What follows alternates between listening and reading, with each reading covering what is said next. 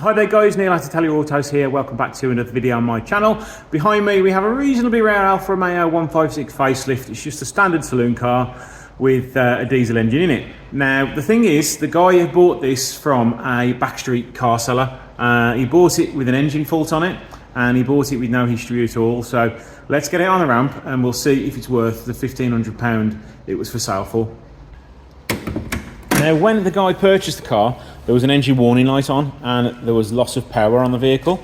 But luckily, as soon as it was brought to me, I did notice there was a massive split in this pipe here, and that's the reason why the vehicle wasn't boosting. So we've just changed that with a new bit of pipe, reset the engine warning light, and that was on its way again. Now having a quick look under the bonnet, there isn't much to see because it's a big massive diesel engine with a big massive cover on top of it, but everything's there, present, accounted for. There's no major signs of rust and everything appears to be working now that fault has been fixed. Now let's have a look around the car. Initial thoughts are, yeah, a little bit grubby, but it's not too bad. It's got the fading sort of yellowed headlights, but this vehicle has the xenon headlights fitted to it, so they are super hard to find. So fingers crossed they can be polished up, but unfortunately the lens is actually cracking. Front bumper fitment isn't the greatest, but that's just probably lacking a bolt which attaches here. It's got the super rare optional extra cloverleaf alloy wheels on it. You don't see many of those around. Lower wing has a little bit of rust at the bottom, but nothing major at all. A little bit of peeling on the side skirt. It looks like it's rubbed into quite a few hedges. You can see all the scratches on that side of the car there.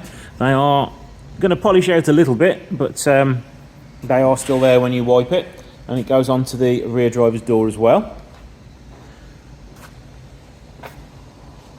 So this is the 16 valve M-Jet 1, so it's the 1.9 diesel, fairly robust engine, no problems with reliability on those as long as you look after them. Plenty of oil changes and they should be good to go.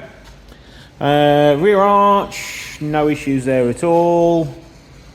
Oh, it does look as though this has been painted. I can see a few marks in the paintwork, so those two panels have been repainted at some point. Can't see anything on the driver's door. Again, a little bit of rust down the bottom there. And the usual rust on the top of the windscreen. It does have some rusting on the door seals on this side, but they are nigh on impossible to get hold of, so we'll just have to live with that. Quick look over the interior of the car. It does have the super rare wooden steering wheel fitted, along with the light grey interior, but unfortunately I'm not a fan of it because it gets so dirty. On the interior, the door cards, again, the light grey as well, and they're absolutely filthy, but it's something that can be cleaned up. Everything on the interior is all fine. Now the car has done 118,000 miles near enough.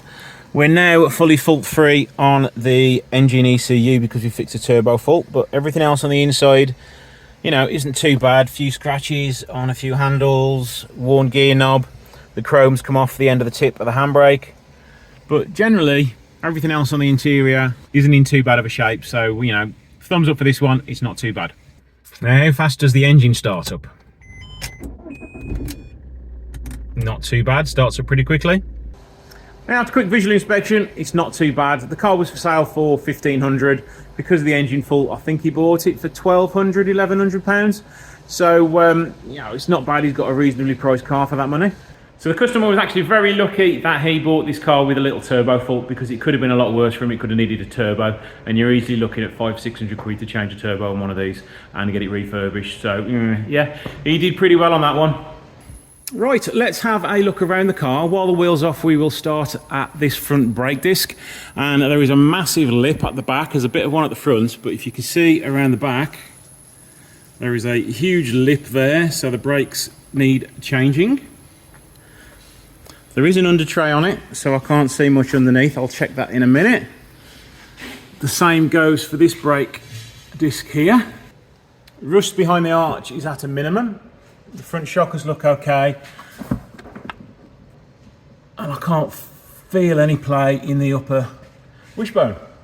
The rear brakes aren't too bad. They look as though they have been changed within the last sort of 18 months, and they do have the Brembo pads fitted. It's the same with the rear shocker. That looks reasonably new. I say reasonably as in within a couple of years.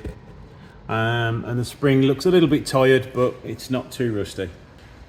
The tyres at the sidewall are starting to crack. They've also seen quite a few curbs. As you can see, the writing has worn away in some areas, but the tyre is from 2015.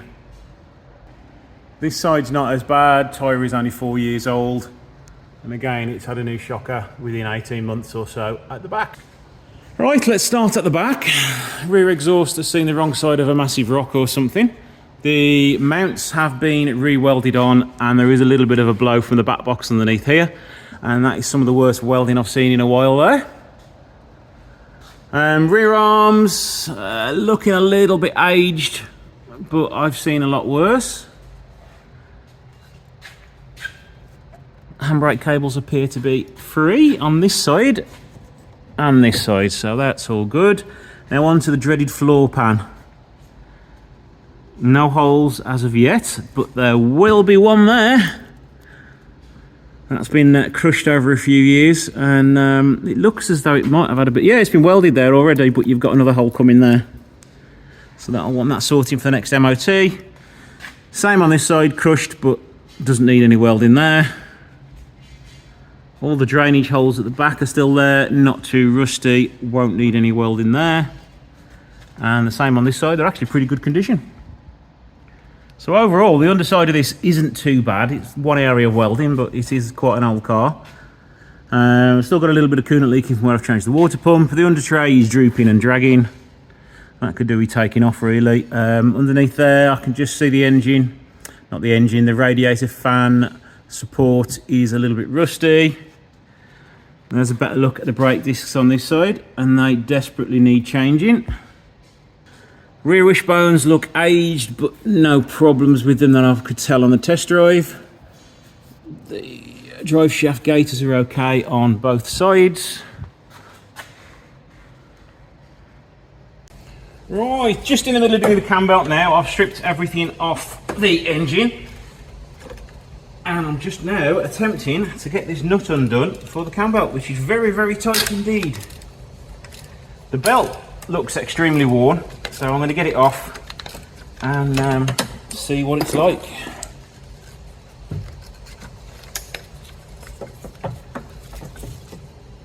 Not too bad actually. I've seen a lot worse.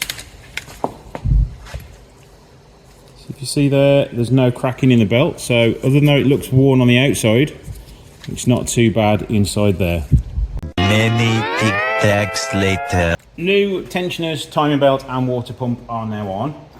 To be honest, the old tensioner doesn't look that old. I'd definitely say it's probably less than 3 years old, 4 years old. Same goes for the water pump. There's no cracking on the water pump or anything like that. It's still quite shiny, so you know, I don't think this is actually that old, but as the customer didn't have any warranted proof of it, it's always best to get it done just in case. Another little problem we have found is that has worn out. So now he's had the cam belt done, it's all up and running. I think he's had a pretty good buy for the money. There isn't really that much wrong with it other than the front brakes. The rear brakes are okay. Now the cam belt's been done on it, it should be good for another 4 or 5 years hopefully, and with a little bit of rust repairs on that one little bit underneath, it should pass its next MOT relatively easily.